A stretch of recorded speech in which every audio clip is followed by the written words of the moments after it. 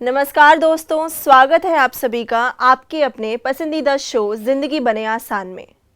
हमारी सीरीज को कंटिन्यू करते हुए डिवाइन योग में हम आज सूक्ष्म व्यायाम को कंप्लीट करेंगे। उसके लिए हम स्वागत करते हैं हमारी योगाचार्य करमजीत कौर दीदी का। Om Shanti, welcome to our show. Om Shanti. दीदी, आपने लास्ट एपिसोड में हमें सूक्ष्म व्यायाम कराया था जो हम जी। नीज तक पहुंचे थे, तो आज हम क्या करेंगे आगे? अभी हम नीज़ की आखिरी एक एक्सरसाइज है जो नीज़ के लिए बहुत बेनिफिशियल है, हमारे नी जॉइंट के लिए। तो अपनी दोनों लेग्स खोलेंगे। तो जानु संचलना के बाद एक बहुत ही इम्पॉर्टेंट एक्सरसाइज है जिसमें कि हम अपने हाथों की मुट्ठी बनाते हैं और इसे अपने घुटनों के नीचे रखना है। पैरों को बिल्कुल स्ट्रेट रखना है। कमर गर्दन रीढ़ की हड्डी भी आप मतलब पीछे से हंच नहीं करना है। कोशिश करें थोड़ा सा बैक को, स्पाइन को सीधा रखने की। मुट्ठी बना करके घुटनों के नीचे रखें और पैरों को बिल्कुल स्ट्रेट रखें और इन्हें लिफ्ट कर दें ऊपर। ऊपर लिफ्ट कर दें, जितना हो सके धरती से ऊपर लिफ्ट कर दें। पैरों को अपनी तरफ रखें, बिल्कुल ऐसे स्ट्रेच करके रखने से इस पोजीशन में अगर आप 100 की काउंटिंग करते हैं तो 100 की काउंटिंग करने से आपके नीज़ के ऊपर बहुत ही गहरा प्रभाव पड़ता है। जो नी जॉइंट में जिनको प्रॉब्लम है किसी भी तरह की, एक्सरे में चाहे कुछ भी आया हो, लेकिन ये एक ऐसी एक्सरसाइज है जो पेन्स पर भी काम करती है। खास करके वो महिलाएं, वो सभी फीमेल्स, हमारी माताएं बहनें जो किचन में सारा दिन खड़े रह कर के कार्य करती हैं, जिनकी वजह से खड़े ज़्यादा लंबा समय खड़े रहने पर, क्योंकि जैसे मॉर्निंग में चाय के टाइम से शुरू हो जाता है मॉर्निंग का नाश्ता, दोपहर का भोजन, रात्रि भोजन, तो ज़्यादातर खड़े रह कर के किचन में सारा दिन काम करते हैं। उससे क्या होता है कि उनके नीज़ के ऊपर धीरे धीरे इफ़ेक्ट आना शुरू हो जाता है, घुटने ख़राब होने शुरू हो जाते हैं। पूरा बॉडी का जो वेट ज़्यादा लंबा टाइम खड़े रहने से नी जॉइंट जो हैं वो धीरे धीरे उसमें प्रॉब्लम आती है, पेन्स आती हैं। फिर उसका प्रभाव नीचे की तरफ बढ़ता है, पिंडलियों में सूजन, वेरिकोज वेन्स, एंकल जॉइंट का सूजना और पैरों के तलवों में दर्द होना। ये एक ऐसी समस्या है जो आजकल घर घर में हर फीमेल को हो रही है, खासकर वो फीमेल्स जो किचन संभालते हैं, रसोई घर संभालते हैं। तो ये एक ऐसी एक्सरसाइज है, अगर वो डेली बेसिस पे कर लें, इसी तरीके से बैठना है, फिर धीरे से लूज छोड़ दें, लूज छोड़ के और आप बिल्कुल लेग्स को ढीला छोड़ें। जो इस एक्सरसाइज का असर है वो कहाँ पर पड़ता है सबसे ज़्यादा? मेनली नी जॉइंट पर, मेनली नी जॉइंट, लेकिन Okay. प्रभाव में आती हैं पूरी लेग्स। ठीक। आपकी जांघों से लेकर के पैरों तक पूरी लेग्स प्रभाव में आ रही हैं, लेकिन मेन इसका बेनिफिट जो है वो हमारे नी जॉइंट को मिलता है। ओके। तो अभी हम करेंगे गल्फा, यानी कि एंकल जॉइंट की तरफ बढ़ते हैं। तो सबसे पहले आगे आप पैरों को रखेंगे बिल्कुल सीधा, आगे की तरफ बेंड करेंगे, ठीक है, और काउंट करेंगे 1 2 3 4 5 6 7 8 9 10।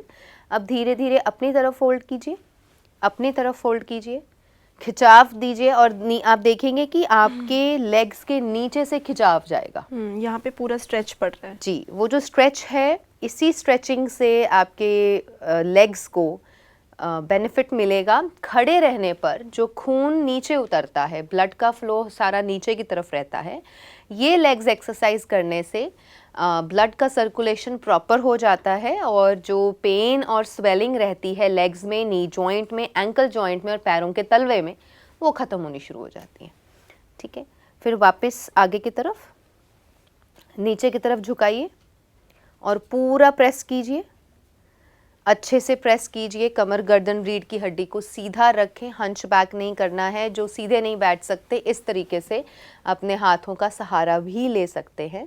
और जिनसे ये भी ना हो तो आप दीवार के साथ सट करके बैठिए या किसी भी चीज़ के साथ सट करके बैठिए।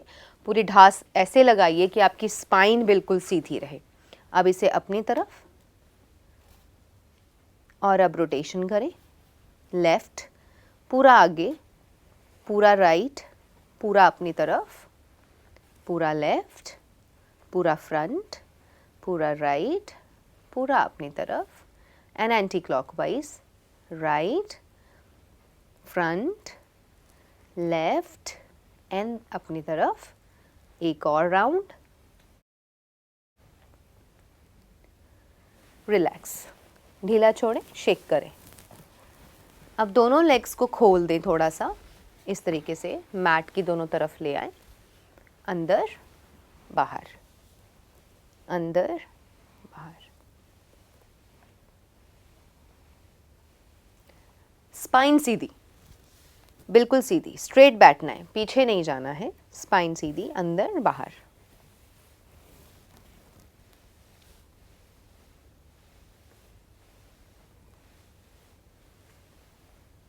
नेक्स्ट, दोनों लेफ्ट, दोनों राइट।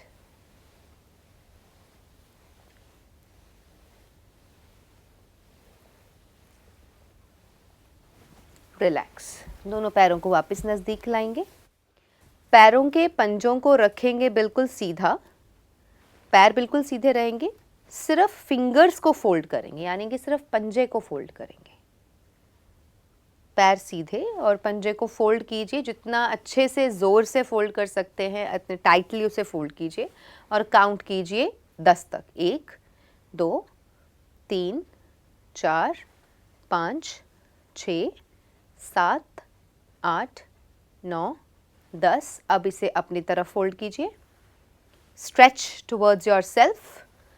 1 2 3 4 5 6 7 8 9 10। रिलैक्स, और इसे बार बार रिपीट कीजिए, एटलीस्ट 5 राउंड्स इसी तरीके से कीजिए कि पैर बिल्कुल सीधा है, सिर्फ पंजे को फोल्ड किया और 10 की काउंटिंग करी। 1 2 3 4 5 6 7 8 9 10। अपनी तरफ 1 2 3 4 5 6 7 8 9 10। रिलैक्स। एक और एक्सरसाइज है, आप हाथों को क्लच करेंगे और लेफ्ट घुटने को पकड़ेंगे, राइट पाँव पैसिव रहेगा, लेफ्ट एक्टिव रहेगा और इसे इस तरीके से ऊपर उठाएंगे और राइट पैर ज़मीन की तरफ, धरती की तरफ झुका हुआ। खिंचाव महसूस कीजिए लेफ्ट लेग में, उसके नीचे 10 की काउंटिंग कीजिए और फिर रख दीजिए दूसरी तरफ। अब लेफ्ट पैर नीचे की तरफ और राइट पाँव अपनी तरफ, लेफ्ट पाँव ज़मीन की तरफ झुका हुआ, राइट पाँव अपनी तरफ स्ट्रेच किया हुआ। रिलैक्स। ये एक्सरसाइज भी आपके नीज, एंकल जॉइंट, पाँव, पैरों का पंजा, पैरों की उंगलियां और हमारे थाइस के ऊपर बहुत अच्छा प्रभाव डालता है। और इसमें एक और एक्सरसाइज है, इसे उठा करके पाँव को ज़मीन की तरफ रखें और इसे नीचे प्रेस कीजिए इस तरीके से। कमर, गर्दन, रीढ़ की हड्डी को बिल्कुल सीधा रखें, अपना पोस्चर बिल्कुल सीधा रखें, इस तरीके से इसे नीचे की तरफ प्रेस कीजिए। और ये एक ऐसी एक्सरसाइज है जिससे कि जिन लोगों की चाल टेढ़ी होती है, लेग्स सीधी नहीं होती हैं, दोनों लेग्स अगर टेढ़ी हैं वो भी ठीक होने लगती हैं। और जो लोग आलती पालती लगा के सुखासन में नहीं बैठ सकते, निरंतर अभ्यास से धीरे धीरे उनका आलती पालती लगा के बैठना संभव हो जाता है। रिलैक्स, चेंज, और इसको नीचे नीचे लगाएं। लेफ्ट हैंड से लेफ्ट नी को नीचे की तरफ प्रेस करें।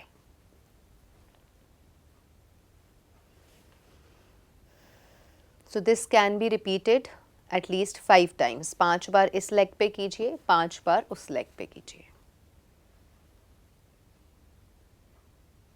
रिलैक्स। और यहीं से हमारा एक और एक्सरसाइज है जो हमारे पेल्विक रीजन और ग्रॉइन एरिया को खोलती है, और वो है ये। आप सेम उसी पोजीशन में आएंगे, यहाँ से इस पाँव को पकड़ेंगे, यहाँ आगे से इस हाथ को ऐसे रखेंगे और इसको पीछे लेके जाएंगे, स्ट्रेच करेंगे बिहाइंड, जितना हो सके पीछे स्ट्रेच कीजिए Okay. और महिलाओं के लिए, बहनों के लिए, माताओं बहनों के लिए तो ये एक्सरसाइज बहुत ही इम्पॉर्टेंट है। रिलैक्स। दूसरी तरफ इसे पीछे स्ट्रेच कीजिए, कमर, गर्दन, रीढ़ की हड्डी सीधी, चेहरा बिल्कुल सीधा, सामने देखिए, फोकस्ड रहिए और राइट पाँव ज़मीन की तरफ झुका हुआ, लेग बिल्कुल सीधी और लेफ़्ट पाँव को, लेफ़्ट पैर को, लेफ़्ट नी को पीछे खींचते हुए रिलैक्स। और इसके साथ हमारा सूक्ष्म व्यायाम पूरा होता है। तो इस तरीके से एक एक बॉडी पार्ट का, अलग अलग जॉइंट्स का मूवमेंट करने से फ्लेक्सिबिलिटी आती है, मोबिलिटी बढ़ती है और एक एक जॉइंट के अंदर जो ब्लॉकेजेस और स्टिफनेस है वो ख़त्म होती है। तो सूक्ष्म व्यायाम बेहद इम्पॉर्टेंट है। और हम जब जैसे रेगुलर एक्सरसाइजेस करवाते हैं, हम रेगुलर जब क्लासेस लेते हैं, 1 या 2 घंटे की क्लासेस लेते हैं, तो उसका हम प्रोटोकॉल इस तरीके से सेट करते हैं, बनाते हैं कि full body, mind and body दोनों का ही समावेश रखते हैं। और कंप्लीट एक्सरसाइजेस जब होती हैं, डेली बेसिस पे कोई व्यक्ति जब उसे करता है, तो कोई भी डिजीज़ हो वो रिवर्स होती है। अभी जैसे हमारा सारा सूक्ष्म व्यायाम कंप्लीट हुआ, तो ये हम 30 मिनट्स 45 मिनट्स तक हम इसे रोज़ कर सकते हैं। जी, तो क्या ये भी इम्पोर्टेंट है कि हमें सूक्ष्म व्यायाम करने के तुरंत बाद ही हमें आसनास और जो प्राणायाम आप बताओगे वो भी साथ में करने ही है, या फिर हमने आज सूक्ष्म व्यायाम कर लिया या फिर हम कल योगासनास जो आपने बताने वाले हो वो करें? देखिए ऐसा है, जो बिगिनर्स हैं, जिन्होंने कभी एक्सरसाइजेस नहीं करी हैं, बुज़ुर्ग लोग हैं, महिलाएं हैं, कभी भी उन्होंने अपना व्यायाम वगैरह नहीं किया है, या जिनकी बॉडी में कोई डिज़ीज़ है और वो योग की जर्नी को स्टार्ट करना चाहते हैं, आसनास और प्राणायाम ये सब करना चाहते हैं, तो बिगिनिंग में हमें ये ध्यान देना चाहिए कि कुछ दिन लगातार आप सूक्ष्म व्यायाम को एटलीस्ट 45 मिनट्स दिन में एक बार ज़रूर करें। जब सूक्ष्म व्यायाम पर बॉडी एकदम फिट हो जाएगी, फ्लेक्सिबल हो जाएगी, आपका एक एक जॉइंट अच्छे से मूव करने लगेगा, मोबिलिटी बन जाएगी और सारे जॉइंट, सारे जोड़ फ्लेक्सिबिलिटी से खुल जाएंगे, उसके बाद आप तैयार हैं। फिर उसके बाद लूजनिंग एक्सरसाइजेज हैं, लूजनिंग कीजिए, मतलब थोड़ी सी फास्ट पेस पर एक्सरसाइजेज रहती हैं वो। तो लूजनिंग एक्सरसाइजेज करने पर पूरी पूरी बॉडी लूजन हो जाती है। तो वो आसना से पहले है आसना से पहले। अच्छा, मतलब तो सूक्ष्म व्यायाम के बाद भी कुछ एक्सरसाइजेस हैं आसना को करना है, मतलब आसनास को शुरू करने से पहले? जी, 3 तरह की चीज़ें हैं। एक है सूक्ष्म व्यायाम, एक है लूजनिंग एक्सरसाइजेस जो बॉडी को और जॉइंट्स को लूजन अप करती हैं, और एक है स्ट्रेचिंग, स्ट्रेच करती हैं। बिकॉज जब हमने लूजन कर दिया, फिर आप जब उसको स्ट्रेच करेंगे तो आपकी जो फ्लेक्सिबिलिटी है वो और बढ़ जाएगी। उसके बाद जब आप आसन की प्रैक्टिस करते हैं तो वो बहुत इजीली हो जाता है। तो हम ये समझ सकते हैं कि अगर हम 7 दिन लगातार सूक्ष्म व्यायाम और लूजनिंग एक्सरसाइजेस करें तो उसके बाद हम 7 दिन के बाद डायरेक्ट आसनास को शुरू कर सकते हैं? डायरेक्ट कभी भी नहीं करें। कभी भी जब मान लीजिए आप डेली योग का अभ्यास करते हैं, हर दिन करते हैं, तब भी सुबह उठ करके पहली बार जब आपको करना है, प्रैक्टिस स्टार्ट करनी है, या तो पहले सूक्ष्म व्यायाम कर लें फिर आसनास करें, या लूजनिंग करें फिर आसनास करें, या स्ट्रेचिंग करें पहले फिर आसनास करें। डायरेक्ट आसन कभी भी नहीं करें। ओके, तो आपने जैसे ये भी बताया था जब हम सूक्ष्म व्यायाम कर रहे थे कि इनके भी कुछ डाइट प्लान रहते हैं। जी बिल्कुल। तो वो क्या है, आप थोड़ा सा बताएंगे?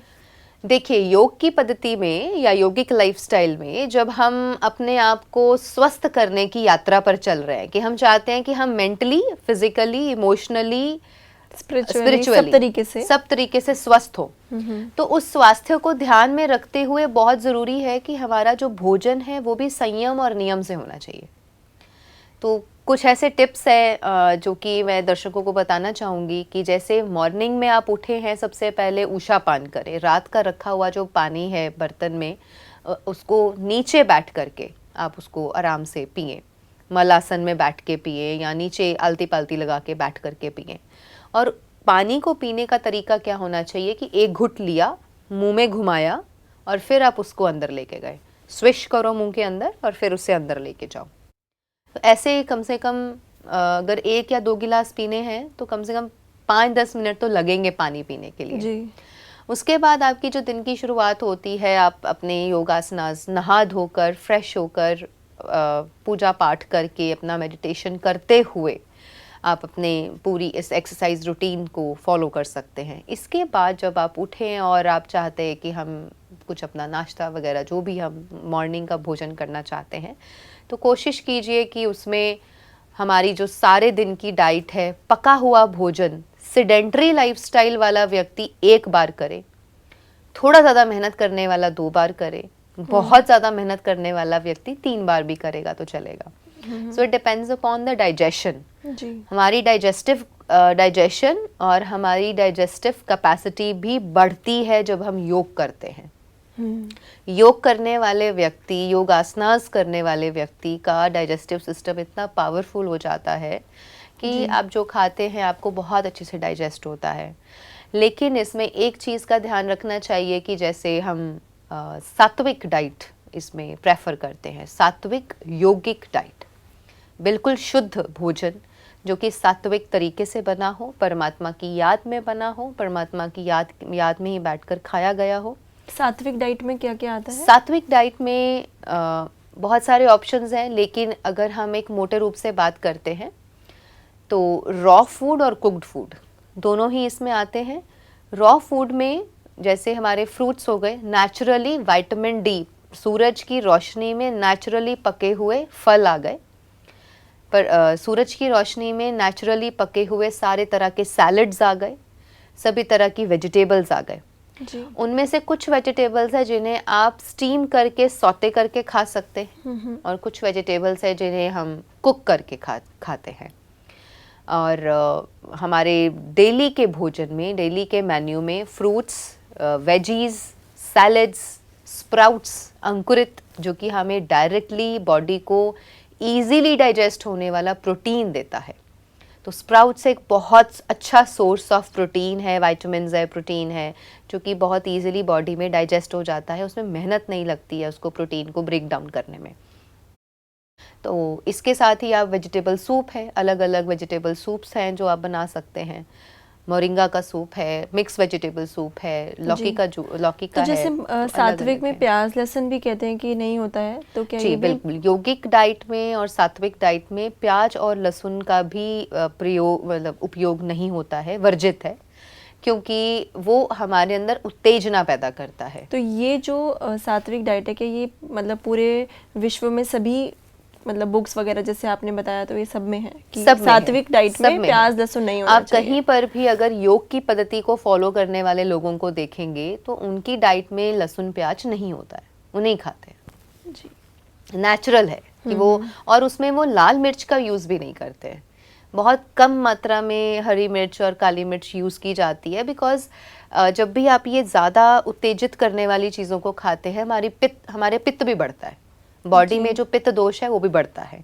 पित्त बढ़ने पर भी एग्रवेशंस होती हैं, और जैसे कईयों को बहुत जल्दी गुस्सा आना या उत्तेजित हो जाना, तो उसका मतलब पूरा मानसिक पे असर आता है। तो जब हम अपनी डाइट का भी ख्याल रखते हैं, और डाइट के ख्याल रखने में सबसे ज़्यादा ज़रूरी है कितना खाना है, ये ज़्यादा इम्पॉर्टेंट है।